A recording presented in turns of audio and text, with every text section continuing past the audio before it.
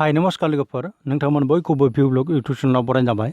बे समाव आङो नोंथांमोननि थाखाय गोदान भिडिअ लाना फैबाय। स' नोंथांमोना बे भिडिअखौ जागायनायनिफ्राय जोबजासिम नायलांदो जाहाथे बे भिडिअनि गासैबो लेटेस्ट आपडेटनि मोनसेबो मिस जाया। आरो जाय बिथांमोना बे भिडिअखौ गोदान नायदों एबा चेनेलाव गोदान नोंथांमोना बे चेनेलखौ साबस्क्राइब खालामना ला जाहाथे जेब्लानो आङो बेवहाय गोदान भिडिअ आपल'ड खालामो अब्लानो बयनिख्रुइ गिबिसिन नोंथांमोना इमेलनि गेजेरजों खबर मोननानै भिडिअखौ नायनो हायो आरो गासैबो लेटेस्ट आपडेटखौ लानो हायो।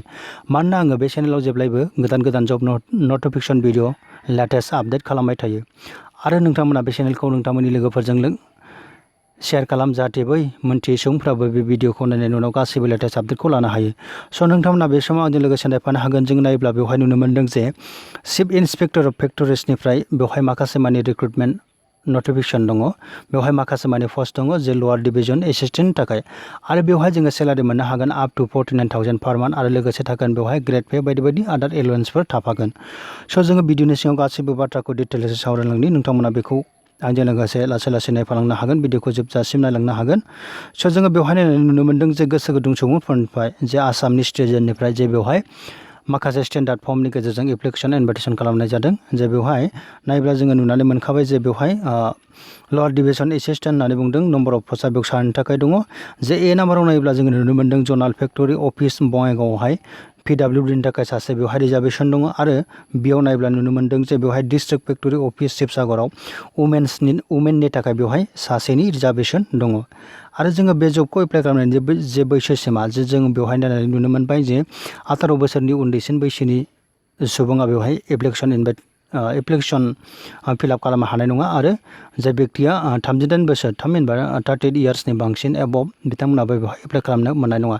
नाथायब्ला जोङो मिन्थिगौ जे बेवहाय माखासे गभर्नमेन्ट रुल्स बादियै जे SC ST OBCफोरनि थाखाय बेवहाय माखासे मानि एज रिलेक्सेसन थायो 5 इयार्स आरो 3 इयार्स जोङो बेखौ मोननो हागोन।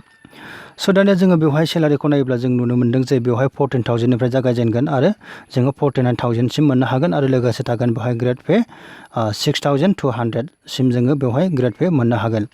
दानिया बे जबखौ एप्लाइ खालामनो जे क्वालिफिकेसन जोङो नायोब्ला नुनो मोन्दों जे बेवहाय सासे सुबुङा खमावबो 45% लानानै बेवहाय ग्रेजुवेसन खालामनाय जानांगोन। आरो लोगोसे थानांगोन बेवहाय कम्पिउटार डिप्ल'मा सार्टिफिकेट आरो बायदि बिथिङाव जे रोंगौथि थानांगोन जेरैबायदि spreadsheet presentation graphics concept of data internet and email आरो मेक लिनाक्स आरो उइन्ड'सनि सायाव थोजासे गियान थानाय जानांगोन। अब्ला मा जागोन जे प्रेफारेन्स मोननायनि जोङो बाथ्राखौ बेवहाय नुनो मोननाय जादों। दानिया बे जबाव सेलेक्सन खालामनायनि जे प्रसेस बेनो जाबाय रिटेन टेस्ट आरो कम्पिउटार प्रेक्टिकेल टेस्टनि गेजेरजों बेखौ सेलेक्सन खालामगोन होननानै जोङो मिन्थिनो मोननाय जादों। हाउ टु एप्लाइ दानिया जोङो बेखौ माबोरै एप्लाइ खालामगोन होननानै नायोब्ला जोङो बेवहाय नुनो मोन्दों जे सासे सुबुङा बेखौ स्टेन्डार्ड फर्मनि गेजेरजों एप्लाइ खालामनांगोन। आरो लोगोसे एप्लाइ खालामनाय समाव गासैबो रोखोमनि डकुमेन्ट्सफोरखौ बिथाङा मा खालामनांगोन जे होफानांगोन। बेवहाय गांनै फट'जों लोगोसे बेबायदिनो जोंनि फरायनायाव जेसेबांनाखि डकुमेन्ट्स दङ फरायनायनि गासैबो डिटेल्सखौ बेवहाय होजोबनांगोन टेस्टिमनियल्सफोरखौ।